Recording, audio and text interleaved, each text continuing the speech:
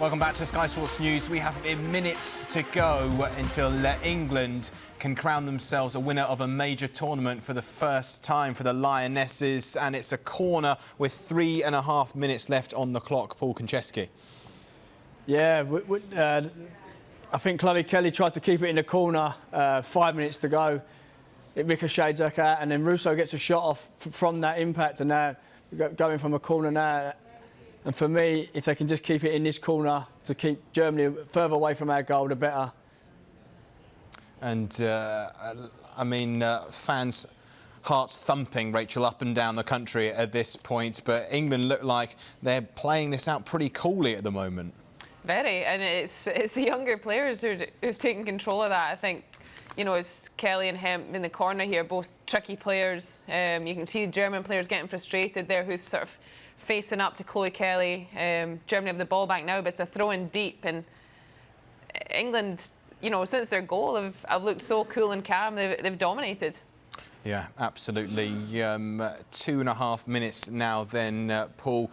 And just in terms of the goal, let's just go back to it for a moment in time, because at that point, England were dominating play, would you say? Yeah, I think they was. They looked a bit fresher. Had a couple of counter-attacks and ended up getting a corner from that canter, and Lauren Hemp's cross. I think it's the first time, or one of the first times, we've put an in-swinger into the goalie. So it goes right on top of the goalie, and Lucy Bronze makes first contact, and Chloe Kelly just sniffing around the 6-yard box and ends up finishing the ball. How have Germany responded to it, Rachel? Surprisingly not well. They really can't get possession. There's been a flurry of throw-ins down this near side. Up the right, Lucy Bronze has the ball in her hands now, and just, you know, all the games you can imagine to just let that clock tick away. Even when Germany, you know, are getting on, you know, maybe first corner, it's so difficult for them to just get controlled possession. Again, they now have a throw-in, but equally similar position, difficult for them to create anything from here, and England have played it perfectly. Yeah, my heart is thumping out my chest, Paul, at this point in time. We are seeing another change now. Nikita Paris coming on, Paul, just to buy a little bit more time. 1 minute to go now. Yeah, very clever from Serena, making a sub right at the end of the minute. Lauren Hemp's run her socks off today and been fantastic and played a massive part if England can keep with this lead as a 2-1 lead. OK, yeah, Lauren Hemp, the slowest I've seen her today, Rachel, as she walks off the pitch. Yeah, quite right too. Nikita Paris coming on then with, as we say now, probably 30 seconds, maybe a minute of added time. I just want to go back to your captaincy and your experience with your teammates as well. What's the message? Keep it calm at this point, or keep pressing? I think the biggest thing is keep being competitive. You know, you have the players that are clever enough to, you know, keep the ball in the corner, but you need to make sure when you lose the ball, when it's in those transitional moments, which are happening all the time at the moment, you need to make sure there's pressure on the ball and you're competing, because stepping off will allow the Germans to, as I say, get possession, get higher up the pitch. But so far, they're all over it. England have controlled the last few minutes. It's been very, very professional. 120 minutes, Paul, on the clock. 2 minutes has just gone up on the fourth officials board. So 120 seconds left to play, and England still with a mature performance in the corner of this pitch. A free kick one there. Yeah, very clever from Lucy Bronze. Draws the foul really, and if we can keep it in the corner from this free kick, I think it will be game over. So England needs to be clever here and just try and keep it in the corner. We've got 4 players around the ball, so hopefully we can just keep it far away from the goal. 2 goals, 2 subs, Rachel, as well. Again, we're heralding Serena Wiekman for the changes that she makes. Yeah, and I think the players themselves and the narrative around the camp has been her planning is meticulous, and the narrative, the language you use, it's very intentional, and you can see that it's built a trust and a faithfulness amongst the team, which has then ascended, you know, to the fans, around the media, and the work that she's done with this group of players who've achieved a lot of good things up to this point. It's incredible to just see the level that they've gained, and it has to be accredited to her, because you know, she's the person that's come in and got these players playing together the best they can, and for them to go on and win this would just be such a sensational achievement. Paul, 30 seconds to go. We're seeing scenes at Manchester live here. What's it like in Wembley? It's lively, it's entertaining. I think they're believing that England are going to win this, and like you say, there's less than 30 seconds to go, so nail-biting stuff. Nail-biting stuff. Rachel, it looks like there's a free kick for Germany deep within their own half, perhaps the final chance to pump the ball up the pitch. Yeah, they're just going to send this forward. Fromms has just rolled out. There's not a single other person in shot at the moment. It's just going to launch it forward. Jill Scott's on the end of that.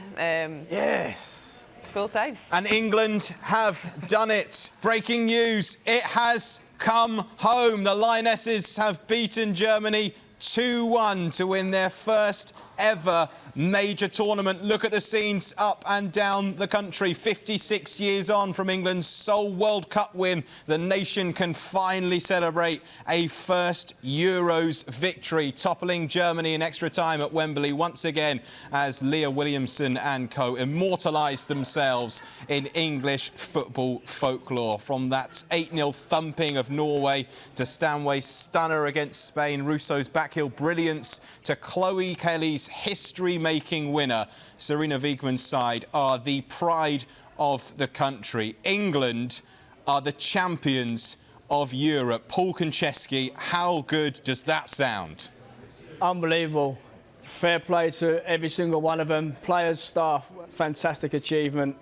They deserve all the praise they're going to get, what they've had, and what a nation in time to come together.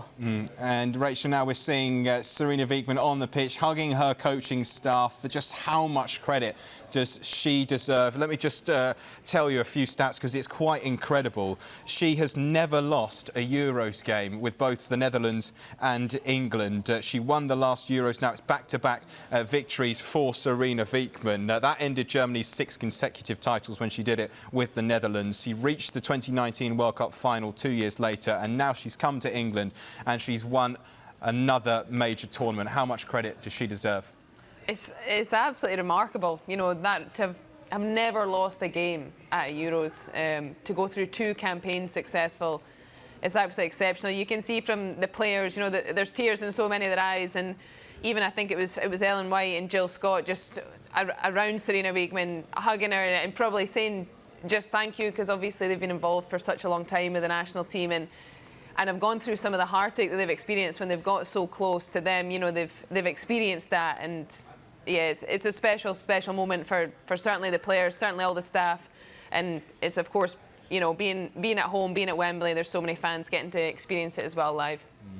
Just seeing shots of England having their name etched on a major trophy for only the 2nd time in their history. Paul, just what a moment is this for the country as a whole? We'll get on shortly to what it means for women's football in particular, but just in general for the country, how big is this? Massive. Being on home turf, it's a massive achievement, and you can see how much it means to the girls. They're upset, they've got tears in their eyes, but that's with excitement and joy. And you can see the fans, look how much it means to them. Yeah, and a packed-out Wembley today. Of course, Rachel, we're seeing shots of Leah Williamson then here, the same age as Bobby Moore as when he lifted the Jules Rimet Trophy back in 1966. What a leader she has been, Rachel.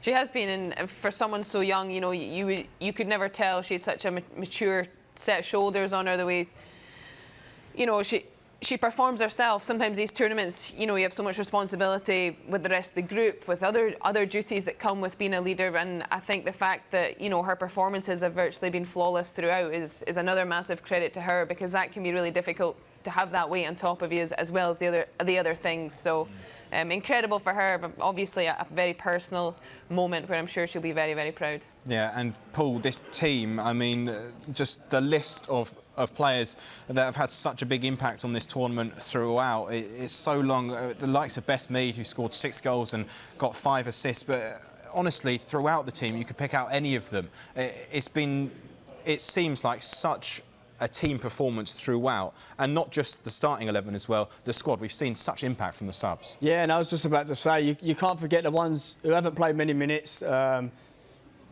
starting 11 have obviously been pushed by these sort of players, so you always need a big squad. England have got that, and they've pushed each other, and that unity is what's made it for them. Yeah, and Chloe Kelly with the winner in that one, Rachel. I mean, what a moment that must be for her. You mentioned her injury troubles of the past, but still such a young woman. And to do this, to make history for England, what a moment. Yeah, incredible. I can hear it in my ear. She's singing Sweet Caroline to the England fans. She's stolen the microphone and she's off. Yeah, she's a young, fearless player. You see that, and you know, she's missed a long time out, and the journey through that can be really, really tough. As I said earlier, you know, this has been a huge part of our motivation to get back, and for her to get, you know, minutes on the pitch, push the players in front of her, find a way to make a difference today is again special for her, proud achievement, and to do it, you know, there's other young players there who she's grown up with who, you know, are close friends with her too. It is a special group. You can see that the way they embrace one another now. And Paul as well, to go 1-0 up and then to get pegged back with 12 minutes to go, but to get over that and to win in extra time, how much heart, how much resolve does that show that this England side has? It just shows resilience. They've had it through the tournament. I think it happened at Spain. They went the other way round. They went 1-0 down and they managed to get it back. And I just think, like I said, the togetherness and the unity of the nation, the players, the staff, I think that's what's got them through, and fair play to them. They can enjoy every minute of it. Absolutely. The scenes of celebration in Wembley at the moment are brilliant to see. Rachel, let's talk about tactically on the pitch. What do you think did it for England today over such a strong opponent? I think it of course, was going to come down to small margins, but I think probably that preparation around being switched on in the set plays, I think, you know, there was a lot of them this game for both teams, and I think on the whole England were better in that part of the game, both defensively and in their own penalty box, and then also in the others. There was numerous occasions where they drew a save out of froms, and obviously the goal comes again from second phase. Those parts of the game are so important, and I'm not surprised with the rest of the preparation that's gone on was why England were able to capitalise off those moments. Yeah. OK, Paul, how about this record then for you? Serena Wiegman as England boss, 20 games, 18 victories, 2 draws, 0 defeats, 106 goals scored, 5 goals conceded, with a goal difference of plus 101. This is dreamland. Yeah, it's phenomenal. Tactical, technically, unbelievable, and you can see she's brought a winning mentality, if you like, to this England squad, and it's just proved that they don't concede many and they can score goals. So fair play to her, but you have to buy into her methods, and they've gone and done that. This is England's longest ever unbeaten run. Rachel, they've won their last 12 games now. This is their longest ever winning streak, and they've never conceded more than once under Wiegman as well. It's the World Cup next year. Can they start to dream of a double, do you think? I mean, they're going to now go into a tournament like that as one of the favourites. Yeah. You don't perform like this. You don't. You know, I think probably before this tournament, they possibly hadn't faced. Some people would have said many of the other top nations. You know, a lot of the international windows were taken up with qualifying matches. You can't say that now. They've faced several big, what would be classed as a big hitter in this tournament, and they've just disposed of them. They've become a team that now everyone else is going to look at, and everyone is going to expect them to be a favourite. And so, you know, that puts different pressure on them, but I think also they'll enjoy that pressure with the vibe, the energy you get from that group. They have this fearlessness and this confidence that is almost like bring it on. Look at that, Rachel, a Scottish fan. Is he lost? I think he's trying to make a quiet exit. So let's talk about something you mentioned there, Rachel, the favourites tag going to the next tournament. There was a favourites tag going to this one as well, Paul, being the host and all. How well do you think England dealt with that? Very well. Yeah, clearly. They've gone and won the European Championships, which is, like I say, it's massive. I think there's more pressure when it's on your home turf. People probably expect it a little bit more. But like I think Rachel said, they didn't probably play maybe 5, 6, 7 of the best countries. They've gone and done that, and this is what happens. OK, thank you very much for now, guys. We'll be getting plenty more thoughts. I want to talk about the impact of this match, the impact of this win in football and women's football in general shortly. But first, let's have a look at the sea of emotions as the nation perch on the edge of their seats, benches, sofas and bar stools to watch this England side become champions of Europe. How good does that sound? So this was the reaction of fans watching in Manchester as Ella Toone gave England the lead.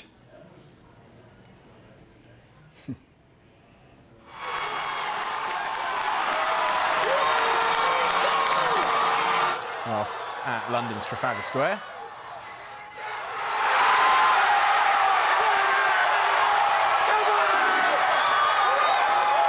And at a viewing party in Lancashire.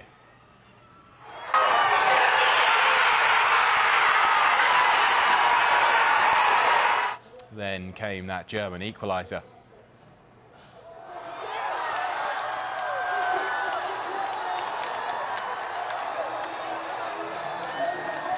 But then came that extra time goal.